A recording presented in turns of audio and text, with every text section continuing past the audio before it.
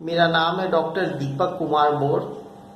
मैंने एमबीबीएस किया है, उसके बाद मैंने एमडी किया है, उसके बाद मैंने डिप्लोमा इन अल्ट्रासोनोग्राफी किया है और उसके बाद मैंने डिप्लोमा इन इकोकार्डियोग्राफी भी किया है।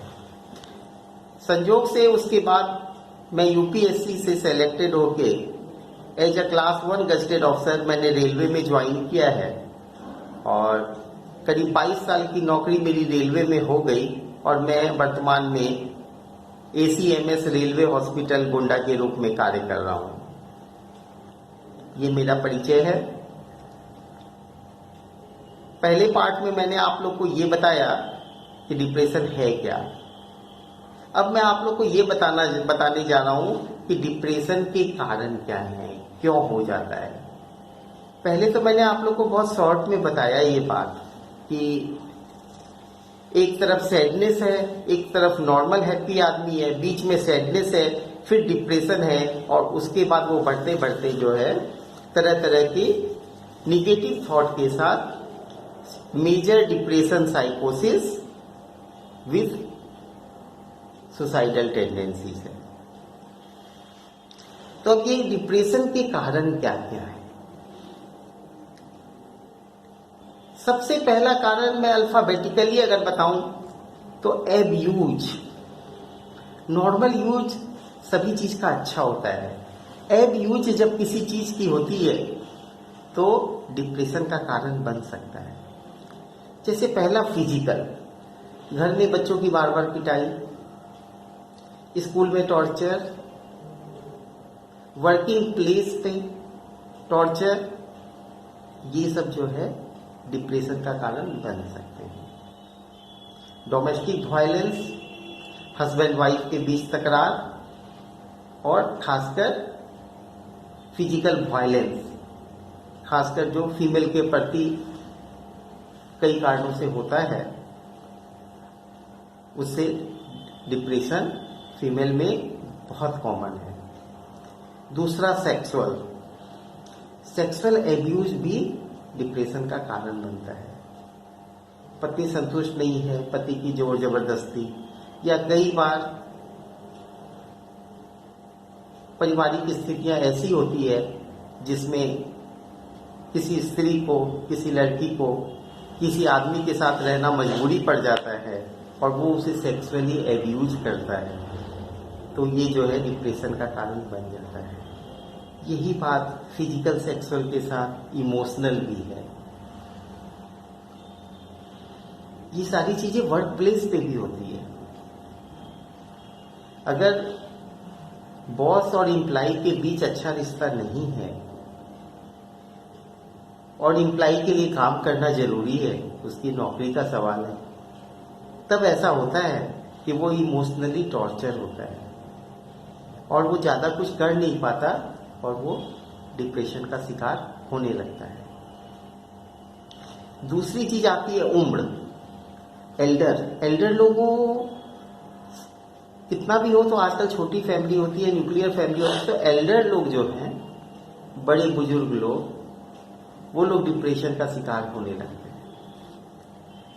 घर में बच्चे कम हैं या बोर्डिंग स्कूल पढ़ते हैं, हस्बैंड वाइफ काम पे चले जाते हैं, बड़े बुजुर्ग नौकर के सहारे घर में अकेले रहते हैं, उनका मन नहीं लगता, उनकी उम्र के ज्यादा लोग उनको अपने आसपास नहीं मिलते, कोई बात करने वाला नहीं मिलता, उनका लाइफ पार्टनर की डेथ हो चुकी होती है। ये सब परिस्थितियां ऐसी है जो डिप्रेशन करा देती है। इसी तरह चिल्ड्रंस में बच्चे अगर अपने चारों तरफ अगर ऐसे बच्चों को देखते हैं जो उनसे बहुत ज्यादा अमीर हैं, तो ऐसी स्थिति में अगर उनकी इच्छाएं पूरी नहीं होती तो उनमें भी एक डिप्रेशन आने की संभावना रहती है। तीसरी चीज है मेडिकेशन। तरह तरह की दवाइयां आजकल कॉस्मेटिक पर्पस से और नॉन कॉस्मेटिक पर्पस से भी तरह तरह की दवाइयां लोगों को चलती है, वो भी जो है डिप्रेशन करा सकती है। इसमें खासकर कम उम्र में एक्ने की बीमारी होती है। तो एक्ने की बीमारी में आइसोरेटिनिन नाम का एक ड्रग यूज किया जाता है, उससे डिप्रेशन होता है। इसी तरह इंटरफेरॉन,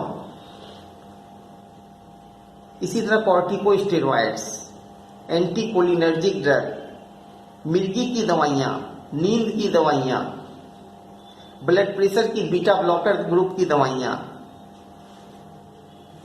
कैंसर या बहुत ज्यादा दर्द वाली बीमारियां जिसमें ओपिएट्स का यूज होता है, ये सब डिप्रेशन कराती हैं। फिर कंफ्लिक्ट चाहे फैमिली मेंबर से हो, चाहे दोस्तों से हो या वर्क प्लेस पे हो, ये डिप्रेशन कराती है। Death of loved ones, young उम्र में, साथ ही ज्यादा उम्र में भी अगर पत्नी की डेथ हो जाती है या जिसको प्यार करते हैं, अपनी प्रेमिका की डेथ या प्रेमिका से बिछोह होने के कारण जो है डिप्रेशन बहुत कॉमनली पाया जाता है।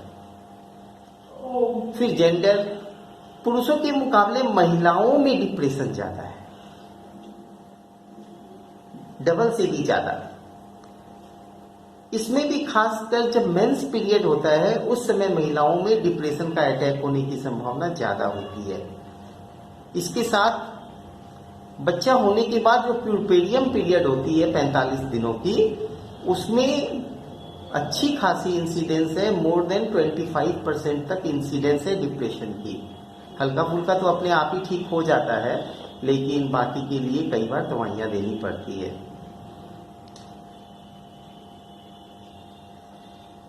फिर जेनेटिक्स, फैमिली हिस्ट्री, परिवार में किसी आदमी को अगर डिप्रेशन है तो डिप्रेशन होने की ज्यादा संभावना रहती है। कुछ ट्रेट्स होते हैं उनमें डिप्रेशन ज्यादा होता है। परिवार में अगर साइकेट्रिक बीमारियां हैं तो उसमें भी डिप्रेशन ज्यादा होता है। फिर अगली चीज है मेजर इवेंट्स, ग्रीफ, दुख वाली चीज, कोई घटना हो जाए, नई जॉब आए उसमें आदमी सके नहीं, मेहनत वाला काम हो, डाइवोर्स, कई बार शादी के बाद भी लड़के परफॉर्म अच्छा से नहीं कर पाते सेक्सुअली, या उनको ऐसा लगता है कि शायद मैं पत्नी के लायक नहीं हूं, पत्नी ज्यादा पढ़ी लिखी है या पत्नी को सेटिस्फाई बहुत अच्छा से नहीं कर पाऊंगा, तो इस डर से उनमें भी डिप्रेशन आ जाता है। चाइल्ड बर्थ के बाद होता है, फाइनेंशियल लॉस किसी भी तरह का हो तो डिप्रेशन हो सकता है। रिटायरमेंट के बाद डिप्रेशन बहुत कॉमनली देखा जाता है। फिर पर्सनल प्रॉब्लम, कुछ लोग अकेले रहने के लिए विवश हो जाते हैं, जैसे उनकी नौकरी ऐसी जगह लग गई कि वहां के ऑफिसर हैं और वहां और कोई ऑफिसर है ही नहीं, केवल ग्रुप सी या ग्रुप डी एम्प्लॉइज ज्यादा हैं, एक ऑफिसर है, तो वो न किसी से ज्यादा बात कर पाते हैं और सोशल इंटरेक्शन उनकी फिर कम हो जाती है और वो डिप्रेशन का शिकार हो जाते हैं। इसी तरह क्वारंटाइन, कोरोना पीरियड में डिप्रेशन का एक बहुत इंपॉर्टेंट कॉज जो है देखा गया। फिर है सीरियस इलनेस, जब कुछ ऐसी बीमारियां हो जाती है जिसमें पता चलता है कि मुझे तो नहीं बचना, जैसे कैंसर है, HIV की बीमारी है, लाइलाज है ना, बहुत लंबे समय तक फ्रैक्चर वगैरह पांव की हड्डियों के होने के कारण अगर बेड रिडन होना पड़े 2-3 महीने तक, तो वैसी स्थिति में डिप्रेशन होने लगता है। इसी तरह दमा के मरीज को, ग्यूलेनबेरी सिंड्रोम में, थायराइड के मरीजों में, ये सब में डिप्रेशन ज्यादा होता है। फिर ड्रग एब्यूज, जैसे अल्कोहल कंजम्पशन वाले लोगों में शुरू में तो बड़ी अच्छी यूफोरिया आती है, लेकिन बाद में धीरे धीरे उसकी डिमांड बढ़ने लगती है, बाद में वो CNS डिप्रेसेंट का काम करता है और वो मरीज लोग जो है डिप्रेशन का शिकार हो जाते हैं। अब मैं आप लोगों को बड़े शॉर्ट में कॉज में ही बायोलॉजी बताना चाहता हूं, इसी में चलें। बायोलॉजी यह है कि हमारे शरीर में जितने भी कार्य होते हैं, चाहे हाथ पांव का हिलाना हो, चाहे स्वाद हो, चाहे आंखों से देखना हो, चाहे कोई मजे लेना हो, कोई हैप्पीनेस की बात हो, तो ये सारी नसों के द्वारा ब्रेन को जाती है, वहीं से पता चलता है। उसकी फीलिंग। और ये काम जो है न्यूरोट्रांसमीटर्स केमिकल्स के द्वारा होता है, और ये केमिकल का नाम है सेरोटोनिन, 5-हाइड्रोक्सी ट्रिप्टामिन सेरोटोनिन। ये न्यूरोट्रांसमीटर होता है, नर्व के ट्रांसमिशन में मदद करता है। और जितनी भी अच्छी बुरी बातें हैं जो हम सुनते हैं, समझते हैं या जानते हैं या हमें अनुभव होता है, तो ये न्यूरोट्रांसमीटर के कारण जो है दिमाग को सिग्नल इसके जाते हैं और उसके कारण अच्छी फीलिंग या खराब फीलिंग आती है। अगर किसी कारण से ये न्यूरोट्रांसमीटर ही जो है बहुत कम हो जाए शरीर में, तो अच्छी फीलिंग भी होगी तो वो दिमाग तक जाएगी ही नहीं, वो धीरे धीरे जाएगी। क्रूड लैंग्वेज में आप समझ लीजिए कि सेरोटोनिन की कमी अगर हो गई तो नर्व का ट्रांसमिशन नहीं होगा और अच्छी बातें भी होगी वो भी ब्रेन को नहीं जाएगी, और वो जो है ब्रेन डिप्रेस हो जाएगा, पूरा काम नहीं करेगा, तो आपको अच्छा फीलिंग नहीं होगा। दूसरा इंपॉर्टेंट हार्मोन है स्ट्रेस हार्मोन कॉर्टिजोल। चोट लग गई, खून बह गया, कोई बुरी सी बात देख ली, इन सब में क्या होता है कि शरीर में कॉर्टिजोल का सेक्रेशन ज्यादा हो जाता है, और जिसके कारण एड्रीनालिन हार्मोन का सेक्रेशन ज्यादा हो जाता है, और जिसके कारण जो है शरीर में भासोकंस्ट्रिक्शन, यानी इस हार्मोन का काम होता है सिंपैथेटिक हार्मोन्स। इनका काम होता है कि शरीर में पल्स का बढ़ा देना, धड़कन तेज कर देना, पसीना आने लगना, रोंगटे खड़े कर देना, ये सारी चीजें जो है, घबराहट, उलझन, सारी चीजें इसमें होने लगती है। ये हार्मोन जब सेक्रेट होने लगता है, तो जब हम सांप को देखते हैं तो हमारे अंदर यही हार्मोन जो है सेक्रेट होता है और सिंपैथेटिक नर्वस सिस्टम काम करने लगता है। ये डिप्रेशन भी इसी तरह है। डिप्रेशन में इसी तरह की स्थिति बन जाती है कि छोटी छोटी बातों से जो है ये हार्मोन निकलने लगता है,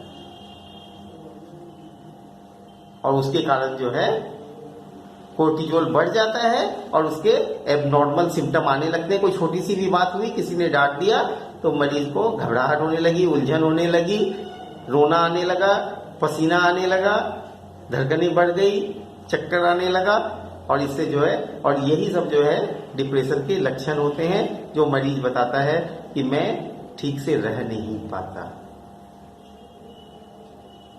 है ना, मुझे बहुत घबराहट होती है जिंदगी जीने में।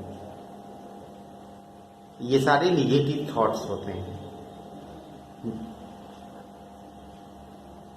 दो तरह के थॉट्स होते हैं, एक पॉजिटिव थॉट्स, एक निगेटिव थॉट। आम आदमी में पॉजिटिव थॉट ज्यादा होते हैं, निगेटिव कम होते हैं। डिप्रेशन वाले आदमी में यही निगेटिव थॉट ज्यादा हो जाते हैं, जो कि इसी हार्मोन्स का असर होता है। एक और चीज होती है exogenous depression, endogenous depression. Exogenous depression जो आमतौर पे कुछ बुरी घटना घटित हो गई और जिसके कारण जो है डिप्रेशन में हम आ गए, उदासी आ गई, सैडनेस आ गई, तो ये हुआ एक्सोजीनस। इंडोजीनस वो हुआ जो शरीर के अंदर ही कोई कमी आ गई, न्यूरोट्रांसमीटर बनने बंद हो गए, उसके कारण डिप्रेशन हो गया, तो वो हुआ endogenous depression. Usually exogenous depression अगर बार बार किसी आदमी को बुरी खबर मिलती है तो शरीर एक्लेमेटाइज हो जाता है कि वो छोटी छोटी बात पे भी हार्मोन सेक्रेट करने लगता है सिंपैथेटिक नर्वस सिस्टम के, और उसमें ये उलझन घबराहट के लक्षण आने लगते हैं। और इंडोजीनस डिप्रेशन में बीमारी के कारण आते हैं। दोनों में ही दवाइयों का रोल है और उससे ये ठीक भी हो जाता है। तो ये थे आपके समझने के लिए कॉजेज ऑफ डिप्रेशन।